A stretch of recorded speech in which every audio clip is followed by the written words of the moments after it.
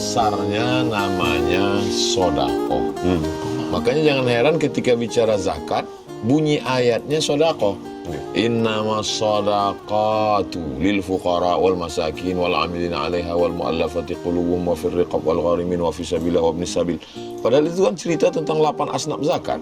Tapi bunyinya innama sodaqat.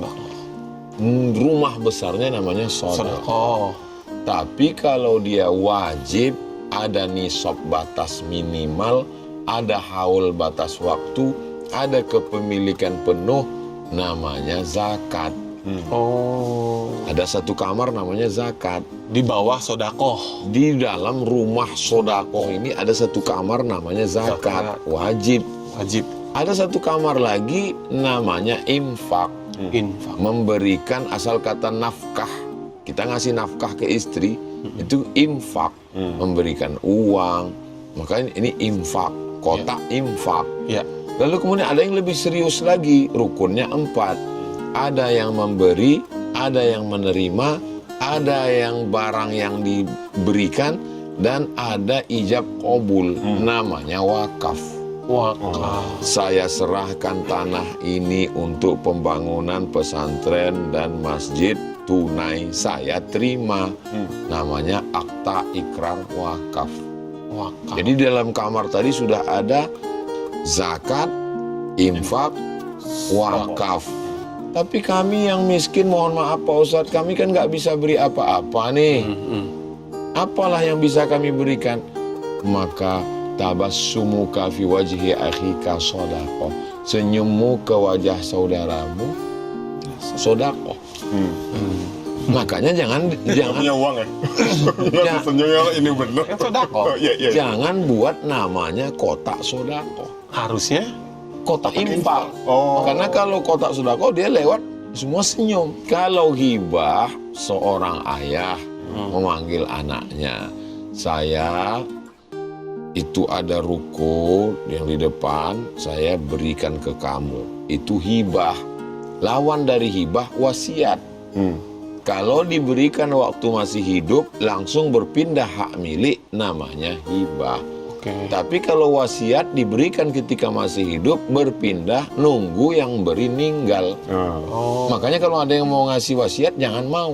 Kenapa Ustaz? Kalau kita ninggal duluan, nggak dapat. Makanya kalau ada yang bilang, saya mau ngasih wasiat nih, bisa dialih ke hibah aja nggak Pak? Ketika disebut dengan infak, masuk sodakoh. Tapi senyum masuknya itu ke sodakoh. Karena ada orang yang nggak bisa ngasih uang, tapi dia bisa nolong, ngangkatkan barang.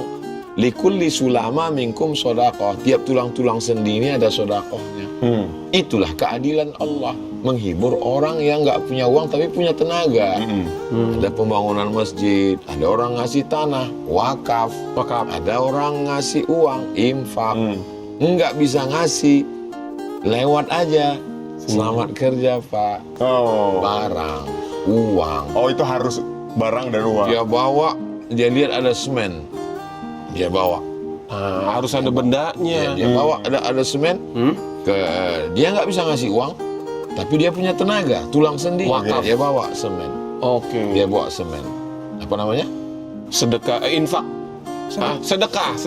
Nyuri orang dia bawa pergi. Ini masuknya lebih umum, sodakoh. Kita lihat dulu apa isinya. Dimsum. Ketika orang memberikan sesuatu, lalu kemudian datang ke saya, terus saya bilang, Bapak Ibu dimanapun berada, Anda ingin dimsum, hubungi nomor kontak berikut.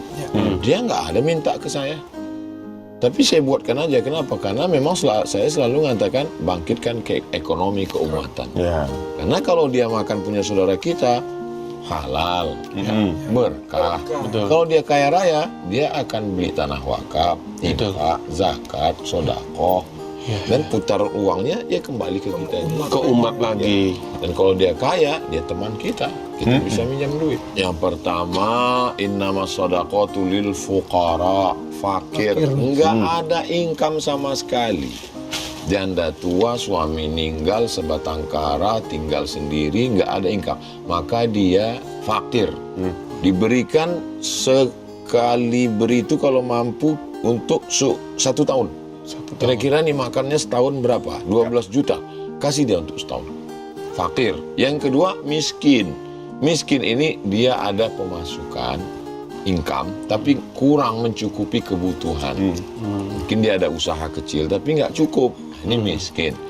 Fuqara wal masakin wal amilina alaiha. Amil zakat yang tukang kutip, tukang ngumpul, distributor. Ya.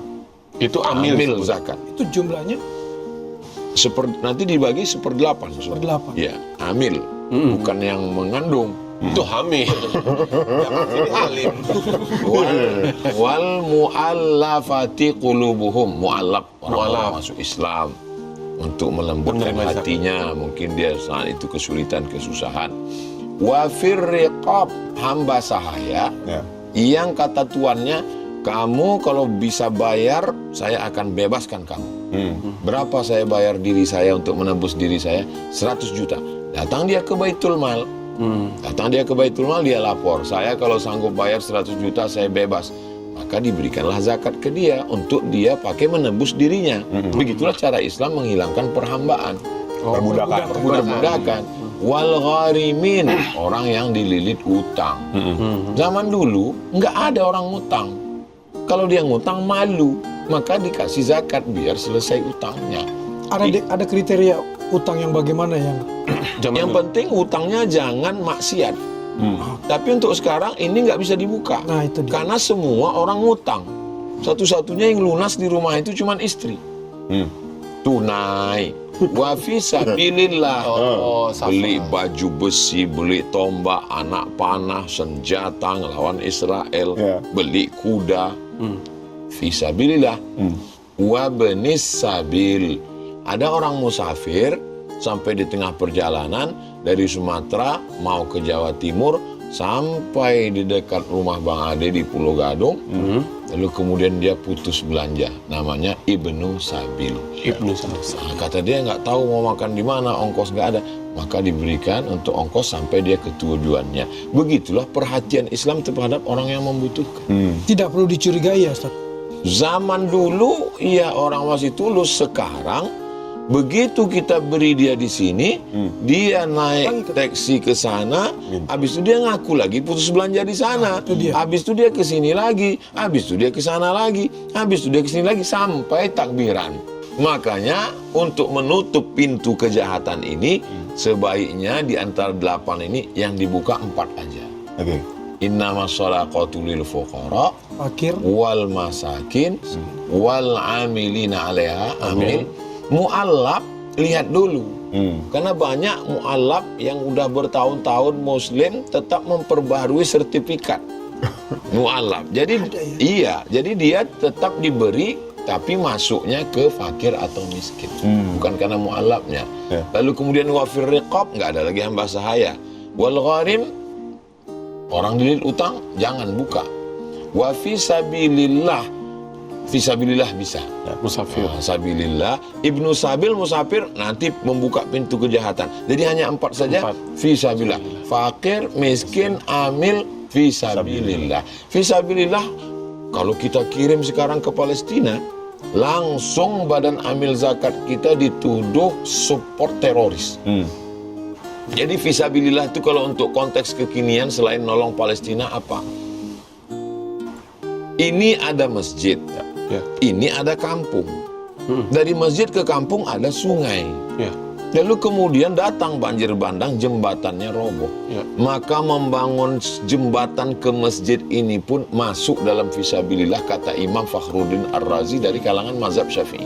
Kenapa membangun jembatan ke masjid masuk fisabilillah? Karena menolong agama Allah. Ya. Itulah dalil kenapa mahasiswa, waktu kami dulu di Mesir, mahasiswa Malaysia itu dapat zakat dari negaranya. Kenapa? Karena mereka akan pulang menjadi penolong agama.